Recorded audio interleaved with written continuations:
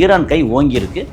இன்னும் ஒரு 4-5 நாளைக்கு உள்ள ஒரு சமாதானத்துக்கு வரல அப்படின்னா இஸ்ரேல் கதி அதோகதி. ட்ரம்ப்பை பொறுத்தவரைக்கும் இல்லையோ நெதன்யாவை போட்டுருவாங்க. சைனாவின் லேட்டஸ்ட் மாடர்ன் நோஸ்ட்ராடமஸ் அவர் ஒரு பெரிய ப்ரொஃபஸர், பிலாசபர். அவர் சொன்ன விஷயம்னா ஈரான் போரை பற்றி. ஈரானோட நேரடி யுத்தத்துக்கு செல்வார். முன்னாடி நேரடி யுத்தம் கிடையாது, எப்பவுமே இஸ்ரேலை வச்சு ப்ராக்ஸி யுத்தம் தான் பண்ணுவாங்க. ஆனால் அமெரிக்கா நேரடி யுத்தம் நடக்கும் அப்படின்னு சொல்லுறாரு. இப்போ நடந்துகிட்டு இருக்கு. மொசாட் சீஃப் அவுட்டு, அங்கே இருக்கிற விமானப்படை இது அவுட்டு, பெண்கள் இருக்கிற மரண தருவாயில் இருக்கிறார். அப்புறம் நெதன்யாகுவோட சகோதரர் இறந்து போயிட்டு, அப்போ நெதன்யாகு அனாதியாக நிற்கிறாரு. கிட்டத்தட்ட 15,000 பேருக்கு மேல மரணம் வந்திருக்குன்றாங்க இஸ்ரேலில் யூதர்கள். அவன் சவப்பெட்டி மட்டுமே 100கணக்கான சவப்பெட்டி வச்சிருக்காங்க. 8 பேர் இறந்துன்னு சொல்றாங்க. ஆனால் 100கணக்கான சவப்பெட்டி எதுக்கு கொண்டு நிக்க வச்சிருக்காங்க? டெல் அவீவ் அந்த நகரத்தை ஒரு குப்பை மேடாக்கியிருக்காங்க கிட்டத்தட்ட. அதே மாதிரி ஜெருசலம். அமெரிக்காவை பார்த்து ஈரான் என்ன சொன்னாங்கன்னா, நீங்க ஆரம்பிக்கிறது நீங்களா இருக்கலாம், ஆனா எப்போ முடிவு கொண்டு வரணும் நாங்க தான் முடிவு பண்ணணும். அப்படி இப்போ வரைக்கும் முடிவு பண்ண மாட்டாங்க. ராயல் கமிஷன் சொல்லுவாங்க சவுதி அரேபியா, அதை பூரா அடிக்க போறோன்றாங்க. அதை அடிச்சா மொத்த சவுதி அரேபியாவோட எக்கானமி எல்லாம் கொலாப்ஸ் ஆகி போயிடும். அவ்வளவுதான். ரெஃப்ளெக்ட் நேயர்களுக்கு வணக்கம். இன்று நாம் சந்திக்க இருக்கக்கூடிய சிறப்பு விருந்தினர் உலக செய்தி பகுப்பாய்வாளர் திரு கசாலி அவர்கள். சார் வணக்கம். சார் வணக்கம் கோபி. சார், ஈரான் அமெரிக்கா போர் ஒரு 10 நாட்களை கடந்து ரொம்ப அதிதீவிரமா உக்கிரமா நடந்து போயிட்டு இருக்கு. இதற்கிடையில சீனாவின் நாஸ்ட்ராடமஸ் என்பவர் ஒரு கணிப்பை வெளியிட்டிருக்காரு. அதாவது இந்த ஈரான் அமெரிக்கா போர் முடிவுக்கே வராது, இந்த போருடைய இறுதியில ஈரான் தான் ஜெயிக்கும் அப்படின்ற போல சொல்றாரு. இது மிகப்பெரிய ஒரு அதிர்ச்சியை ஏற்படுத்தியிருக்கு. இது எப்படி சார் பாக்குறீங்க இவருடைய கணிப்பை?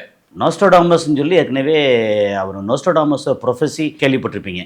அவர் 1700-500களில் ரொம்ப பல ஒரு சில நூற்றாண்டுக்கு முன்னாடி இருந்து இந்தந்த வருஷம் இங்கெங்கே இப்படி நடக்கும், ரெட்ட கோபுரம் தாக்கப்படும், சைனாவில் மஞ்சள் ஆறு, சைனாவில் இது பிரச்சனை வரும், இந்தியாவில் ஒரு பிரைம் மினிஸ்டராக இப்படி ஒருத்தர் வருவாங்க அப்படின்னு அப்போவே அவர் எல்லாம் கணிச்சு சொன்னாருன்னு சொல்லுவாங்க. ஸோ நோஸ்ட்ராடமஸ் ஒரு பக்கம் ஃபேமஸ்ஸு.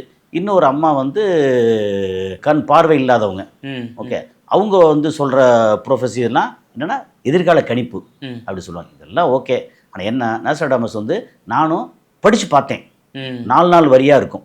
ஓகே, ஒரு மாதிரி செய்யுள் மாதிரி எழுதியிருப்பார். படித்து பார்த்தேன். நிறைய படித்து பார்த்து மண்டே முட்டிக்கிட்டு என்ன சொல்ல வர்றாருன்னு நமக்கு புரியாது. ஆனால் ஏதாவது ரெட்ட கோபுரம் தாக்கப்பட்டுச்சா உடனே அலுமினிய பறவை இப்படி இந்த இடத்துல இப்படி அடித்தது அப்படின்னு அதை இதையும் மேட்ச் பண்ணி பார்த்துக்குவாங்க. அதாவது இந்த ஒரு படத்தில் வடிவேல் சொல்ல மாதிரி தான், நாங்கள் இதில் எப்படி தீப்பொறின்னு எப்படி வச்சுக்கிட்ட, நாங்கள் தீ வச்சு பொருத்திக்கிட்டோம் அப்படி சொல்கிற மாதிரி இதெல்லாம் மேட்ச் பண்ணுவாங்க. ஓகே, நாஸ்ட்ராடமஸ். அதுக்காண்டி நாஸ்ட்ராடமஸ் போகிற தப்பு ரைட்டு அதெல்லாம் சொல்ல வரல. ஆனால் என்ன நமக்கு முதல்ல புரியாது, நடந்ததுக்கு அப்புறம் இதைத்தான் சொல்லியிருக்காரோன்னு நம்ம மேட்ச் பண்ணிக்கிறது. அது மாதிரி ஷியாங் அப்படின்னு ஒருத்தர், அந்த ஸ்பெல்லிங்கை நம்ம சொல்ல வேண்டியதில்லை. சைனாவோட பேச்சு எப்படி இருக்கும், ஜியாங் அப்படின்னு தான். அவர் ஒரு பெரிய ப்ரொஃபஸர். Okay, philosopher, professor. அவர் சொன்ன விஷயம்னா 3 விஷயம். இந்த ஈரான் போரை பற்றி நிறைய வேற சொல்லியிருக்கிறாரு. ஈரான் போரை பற்றி 3 விஷயம் சொல்லியிருக்கிறாரு. நம்பர் 1 சொல்லணும்னா, உங்கள் பேர் கோபி, நீங்கள் ரிஃப்ளெக்டில் வேலை செய்கிறீங்க, காலையில் இட்லி சாப்பிட்டு வந்தீங்க அப்படின்னா எப்படி இவ்வளோ கரெக்டாக சொல்கிறீங்க அப்படின்னு மாதிரி கிட்டத்தட்ட அப்படி தான். இது கிண்டலுக்கு இல்லை, கிட்டத்தட்ட அப்படி தான் இருக்குது. அவர் சொல்ல 2024 அவர் சொல்லும்போது, இப்போது வர எலெக்ஷனில் ட்ரம்ப்பு தேர்ந்தெடுக்கப்படுவார். அப்போ ட்ரம்ப்புக்கு எதிராக நிறையா இருக்குது. ஓகே, கமலா ஹாரிஸ் அப்படி பயங்கரமாக வர்ற மாதிரி இருக்குது. அவங்களுக்கு ஆதரவாக எக்கச்சக்கமான அமௌண்ட் நிறைய பேர் டொனேஷன் கொடுத்து தூக்கி கொண்டாடுறாங்க அப்படி சொல்லிச்சு. ஆனால் ட்ரம்ப் வருவார் அப்படின்னு அவர் சொன்னார். அது நடந்துருச்சா? நம்பர் 1. ஸோ அவர் ப்ரொஃபஸியில் அது ஒன்று நடந்துருச்சு. 2வது அவர் ஈரானோட நேரடி யுத்தத்துக்கு செல்வார்.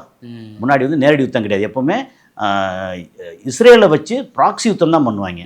ஆனால் அமெரிக்கா நேரடி யுத்தம் நடக்கும் அப்படின்னு சொல்லியிருக்காரு. அது நடந்துருச்சு, இப்போ நடந்துக்கிட்டு இருக்கு. 3வது சொன்னது இந்த போர் முடிவுக்கு வரும்போது ஈரான் வெற்றி அடைஞ்சிருக்கும், அமெரிக்கா தோத்துருக்கும் அப்படிங்கிறது. இப்போ போகிற போக்க பார்க்கும்போது கிட்டத்தட்ட அப்படி தான் தெரியுது நமக்கு. ஈரான் சார்பாவோ அமெரிக்கா சார் எதுவுமே பேச வேண்டியதில்லை, நடக்கிற நிகழ்ச்சிகளை பேசுகிறோம். ஆனால் ஈரானில் தான் சார் அதிகமான உயிரிழப்புகள், சேதங்கள்லாம் ஏற்பட்டிருக்கு. ஈரான்லேயும் ஏற்பட்டிருக்கு, இஸ்ரேல்லையும் ஏற்பட்டிருக்கு. ஓகே, அமெரிக்கால அந்த நாட்டுல ஏற்படல. ஆனா அமெரிக்க வீரர்கள் இங்க தளங்கள் இருக்காங்க இல்லையா, அவங்க இப்போ உயிரிழப்பு மட்டும் நம்ம சொன்னோம்னா, ஏற்கனவே வேற ஒரு வீடியோ சொல்லியிருக்கேன், ஈரான்ல உயிரிழப்பு மட்டுமே 12,000க்கு மேலன்றாங்க அவங்க அடிச்ச அடியில. அதுக்கப்புறம் முந்தா நாள் தெஹ்ரானுக்கு சுத்தியே உள்ள ஒரு 7 நிலைகள்ல ரிஃபைனரி அண்டு ஸ்டோரேஜ் டேங்க்கு, அது ஆயில் ஸ்டோரேஜ் டேங்க்கு, ரிசர்வேர் இருக்கு இல்லையா, அது இது எல்லாத்தையும் அடிச்சதுல வந்த கரும்புகை, அப்புறம் மூச்சு திணறல், இதுல வந்து பாதிக்கப்பட்ட மக்கள் எவ்வளவு இருக்குன்னு நினைக்கிறீங்க? ஒரு மொத்த சென்னை பிளஸ் செங்கல்பட்டு பிளஸ் காஞ்சிபுரம் எல்லாம் சேர்த்தா எவ்வளவு பேர் இருப்பாங்களோ அவ்வளவு பேர் பாதிக்கப்பட்டிருக்காங்க. பாதிப்பு வந்து மூச்சு திணறல், இது சுவாசம் முடியாம அப்படி ஏகப்பட்ட பிரச்சனை. ஆனா உயிரிழப்புங்கிறது எவ்வளவு பேருன்னு இன்னும் வந்து தரவுகள் வரல. ஆனால் கண்டிப்பாக உயிரிழப்பு இருக்கும் அதில்.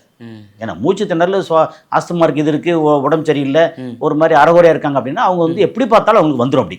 ஓகே, ஸோ இந்த மாதிரி ஒரு சூழலில் வந்து 1.5 கோடி பேர் வந்து பாதிக்கப்பட்டிருக்காங்க இந்த முந்தா நாள் இவங்க அடிச்ச அடியில். எது இஸ்ரேல், எது ரிசர்வேயர், இஸ்ரேல் அண்ட் அமெரிக்கா ரெண்டு சேர்ந்து அடிக்கிறாங்க. அந்த ரிசர்வேரை ஏன் அடிச்சாங்கன்னு ஏற்கனவே சொல்லியிருக்கோம்.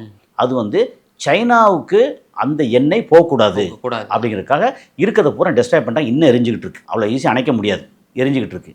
ஓகே, அதே நேரத்தில் இந்த இறப்புன்னு எடுத்தாச்சுன்னா இங்கே இஸ்ரேல் எடுத்தீங்கன்னா அங்கே வந்து டெல் அவிவ் அந்த நகரத்தை வந்து ஒரு குப்பை மேடை ஆக்கியிருக்காங்க கிட்டத்தட்ட. அதே மாதிரி ஜெருசலத்தை முழுசாக குப்பை மேடை ஆக்கலை. ஆனால் ஜெருசலத்தில் வந்து செட்டிலர்ஸ் ஏரியான்னு இருக்குது.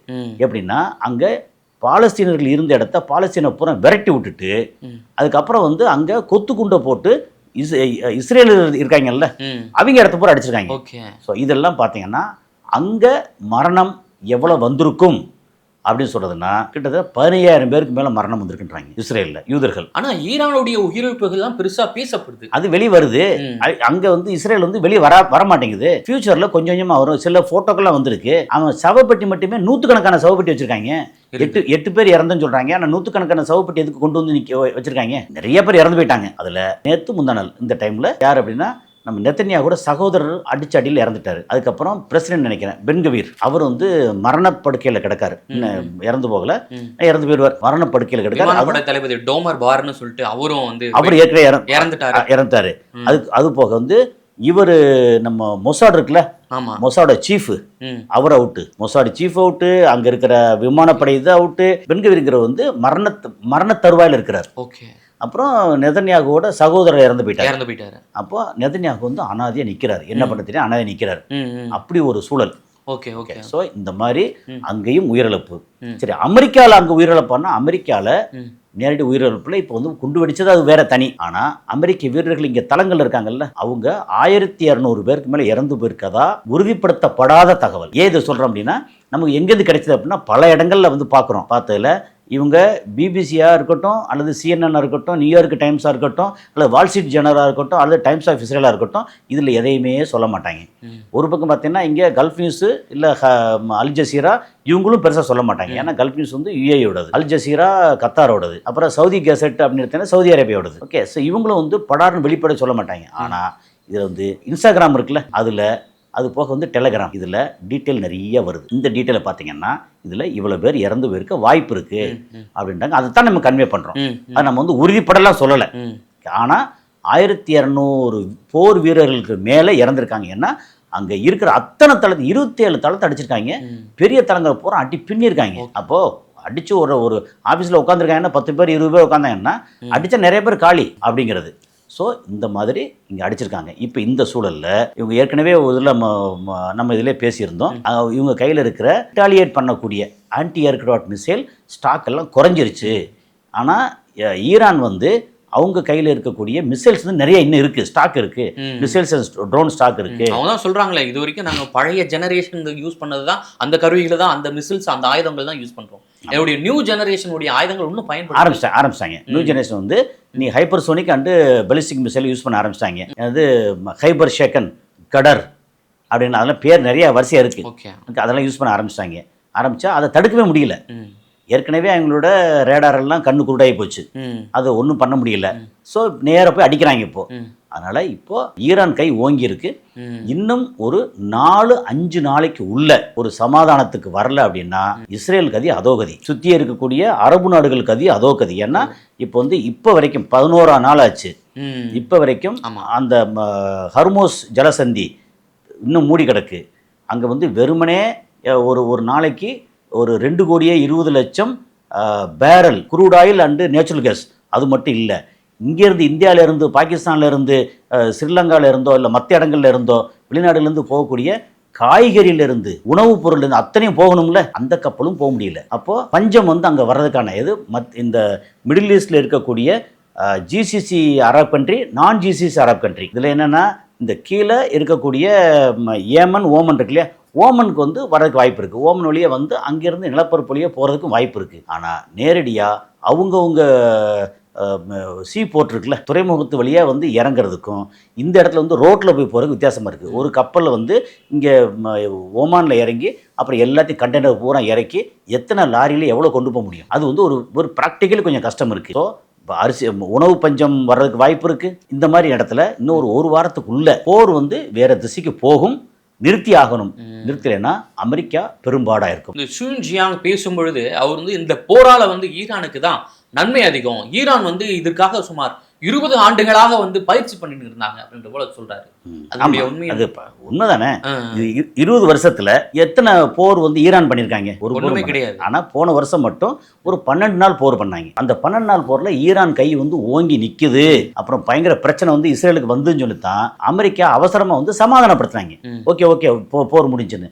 அப்போ ஈரானும் ஓகேன்னு சமாதானம் ஆயிட்டாங்க. இந்த டைம் போர் வரும்போது அமெரிக்காவை பார்த்து ஈரான் என்ன சொன்னாங்கன்னா, நீங்க ஆரம்பிக்கிறது நீங்களா இருக்கலாம், ஆனால் எப்போ முடிவு கொண்டு வரணும் நாங்கள் தான் முடிவு பண்ணணும் அப்படி இப்போ வரைக்கும் முடிவு பண்ண மாட்டாங்க. சமாதானத்துக்கு வந்த சுவிட்சர்லாந்து அண்டு இத்தாலி அவங்களோட நிராகரிச்சிட்டாங்க. சைனா சமாதானத்துக்கு வரேன்னு சொல்லும்போது சமாதானத்துக்கு வாங்க, பேச்சுவார்த்தைக்கு வருவோம். ஆனால் பேச்சுவார்த்தையில் நம்பர் 1 அவங்க ஏன் வந்து அடித்தாங்க, அதுக்கு காரணம், அதுக்கு நஷ்டஈடு, மன்னிப்பு, ஓகே. அதுக்கப்புறம் இங்கே வந்து எவ்வளோ பேர் அடிச்சிருக்காங்க, இது எல்லாத்தையும் இதுக்கு முதல்ல சமாதானப்படுத்துவாங்க. அதுக்கப்புறம் அந்த சமாதான பேச்சுவார்த்தைக்கு முன்னாடி இந்த மொத்த மிடில் ஈஸ்ட்லேருந்து அமெரிக்கா தளங்கள் பூரா அஃபீஷியலாக காலியாகணும். காலி பண்ணிட்டு நாங்கள் இனிமேல் வந்து இந்த பக்கம் வரமாட்டோம்யா அப்படின்னு காலியாகிட்டு போங்க, நாங்கள் சமாதானத்துக்கு வரோம். இதில் நடக்கிற காரியமா? அப்போது போர் கண்டினியூ ஆகுது. கண்டினியூ ஆகும்போது ஈரானுக்கும் பிரச்சனை இல்லையானா ஈரானுக்கும் பயங்கர பிரச்சனை. ஏன்னா தண்ணி டீசலேஷன் பிளான்ட் இருக்கு இல்லையா, அது எல்லாத்தையும் இஸ்ரேல் வந்து அடிச்சிருக்காங்க. இஸ்ரேலோட டீசல் பிளான்ட்டை அடிச்சிருக்காங்க. யுஏயில் இருக்கிற டீசலேஷன் பிளான்ட் தண்ணி டீசலேஷன் பிளான்ட்னா கடல் நீரை குடிநீராக்கி மக்களுக்கு வந்து குடிதண்ணீர் குடிக்கக்கூடிய ஃபேக்ட்ரி, அந்த ஃபேக்ட்ரி இண்டஸ்ட்ரி வந்து அடிச்சிருக்காங்க. மாற்றி தண்ணியை அடிச்சிருக்காங்க. அப்புறம் ரிஃபைனரி இருக்கு இல்லையா, குரூட் ஆயில், அதை ரிஃபைன் பண்ணுற இடத்துல அடிச்சிருக்காங்க. ரிஃபைன் பண்ணி ஸ்டோர் பண்ணி இடத்துல அடிச்சிருக்காங்க. இப்படி மாற்றி எல்லாத்தையும் அடிச்சிருக்காங்களா. இன்றைக்கி வந்து ஈரான் என்ன சொல்லியிருக்காங்க, சவுதி அரேபியாவோட ஆயில் ரிஃபைனரி பூரா அடிக்க போகிறோன்னு இருக்காங்க. என்ன ராஸ்தனூரா, யான்பு, ஜுபைல். ஏன்னா நான் ஜுபைல் இருந்தேன், அங்கே பார்த்தா பெரிய இண்டஸ்ட்ரி அது. ஓகே, அது பை ப்ராடக்ட்டுக்கான இண்டஸ்ட்ரி. நீங்கள் யான்புன்னு எடுத்திங்கன்னா ரிஃபைனரி அந்த மாதிரி வரும், குரூட் ஆயிலிருந்து அதை டெவலப் பண்ணுறதுன்னு. ஸோ இந்த மாதிரி பெரிய இண்டஸ்ட்ரி, அது ராயல் கமிஷன் சொல்லுவாங்க சவுதி அரேபியா, அதை பூரா அடிக்க போகிறோன்றாங்க. அதை அடித்தா மொத்த சவுதி அரேபியாவோட எக்கானமி எல்லாம் வந்து கொலாப்ஸ் ஆகி போயிடும். அவ்வளோதான், கற்காலத்துக்கு போக வேண்டியது எல்லாருமே. அந்த மாதிரி ஒரு சூழல் வந்துடும். அப்படின்னா அப்போ ஒரு வாரத்துக்குள்ளே ஏதாவது வழியில் பேச்சுவார்த்தை சமாதானம் வரணும். இல்லை ஈரான் அடங்க மாட்டுறாங்க அப்படின்னா என்ன செய்ய போகிறாங்க, மொத்த ஈரானை பஸ்பமாக்கணும். அதுக்கு என்ன வழியோ அந்த வழியை கண்டுபிடிப்பாங்க. ஸோ இவர் வந்து ஜியாங்ஜின் சொன்னது வந்து அந்த நோஸ்ட்ராடமஸ், சைனாவின் லேட்டஸ்ட் மாடர்ன் நோஸ்ட்ராடமஸ், அவர் சொன்னது வந்து நடக்கும் அப்படிங்கிறதுக்கு நமக்கு கண்ணு முன்னாடி சாட்சியாக தெரியுது, நடக்க வாய்ப்பு இருக்குது அப்படிங்கிறது. ஸோ இப்போ வந்து ஈரானுடைய உச்சபட்ச தலைவராக இருந்த காமேனி கொல்லப்பட்டதற்கு பிறகு ஒரே வாரத்தில் வந்து ட்ரம்பை வந்து கொலை செய்ய ஈரானுடைய உளவு அமைப்புகள் வந்து திட்டமிட்டிருப்பதாக செய்திகள் வெளியாகி இருக்கு. அதற்கு வந்து ப்ரீபிளான்டா பல திட்டங்கள் வந்து அவங்க போட்டிருக்காங்க. எப்படி சார் பாக்குறீங்க? உங்களுக்கு எப்படி திட்டம் போட்டது வந்து ரகசியமாக வச்சிருப்பாங்க. நாங்கள் இப்படி போறோம், ட்ரம்ப் இப்படி இருக்காரு, இங்கே அடிக்க போறோம் சொல்லியே செய்வாங்க. திட்டங்கள் கண்டிப்பாக பொறுத்து செய்வாங்க. ஏன்னா ஒரு பக்கம் பேச்சுவார்த்தைன்னு சொல்லி நம்ப வச்சு கழுத்தறுத்து இவங்க அந்த உச்சபட்ச தலைவர் மட்டும் இல்லை, ஐஆர்ஜிசியிலேருந்து, ஏர் ஃபோர்ஸ்லேருந்து, நேவல் ஃபோர்ஸ்லேருந்து அவ்வளோ தலைவர்கள் இருக்கிற இடத்த போது அடித்து 48 பேரை வந்து சொல்லி முடிச்சிட்டாங்க. அப்போது பழி வாங்குறது என்னென்னா, இவங்க வந்து நெத்தனியாவை போட்டு தள்ளணும். ஆனால் நெத்தனியாவுக்கு இன்னும் தப்பு. போன வாரமே ஆள் அவுட்டுன்னு சொன்னாங்க. ஏன்னா அந்த இடத்த அவ்வளோ நாசப்படுத்திருக்காங்க. ஆனால் அவர் தப்பிச்சிட்டாரு. அவரோட சகோதரர் வந்து இறந்து போனார், இப்போ மாட்டிக்கிட்டாரு. இப்போ நெத்தனியாவை போட்டு தள்ளணும். பழிக்கு பழி. எப்பவுமே சொல்லுவாங்க, கண்ணுக்கு கண் பல்லுக்கு பல் அப்படி சொல்லுவாங்க. ஸோ அங்கே அடிப்பாங்க. ட்ரம்ப் வந்து போட்டு தள்ளாமல் சும்மா விட்டாச்சுன்னா ஈரானுக்கு நல்லது. ஏன்னா ட்ரம்ப் பண்ணக்கூடிய கோமாளித்தனங்கள் வந்து அந்த மக்களுக்கே வெறுப்பு வந்துடும். அது போர்த்தல்னா ட்ரம்ப் வந்து தியாகி ஆயிடுவார். ஆமாம், ஐயோ இப்படிப்பட்ட ஒருத்தரை போட்டேன், ஆனால் போர்த்தலாமல் இருந்தால் என்ன இப்படி கிருத்தனை பண்ணிட்டே இருக்காரு அப்படின்னு சொல்லி அந்த மக்களை வெறுத்து போய் அவரை தூக்கி எறிஞ்சிருவாங்க. அதனால் வந்து எப்படியும் போர்த்தலுக்கு எல்லாம் படத்தையும் என்ன வெறி பிடிச்சவங்க. என்னோட தலைவரை நீ போர்த்தல்கிட்ட ஒன்று நான் 10 பேர் அடிப்பேன் அப்படின்னு. அது ட்ரம்ப்பை போர்த்துறாங்க இல்லையோ நெதன்யாவை போட்டுருவாங்க அப்படிங்கிறதான் சிச்சுவேஷன். மிக்க நன்றி சார், நேரில் வந்து பல்வேறு தகவலை பகிர்ந்து மிக்க நன்றி.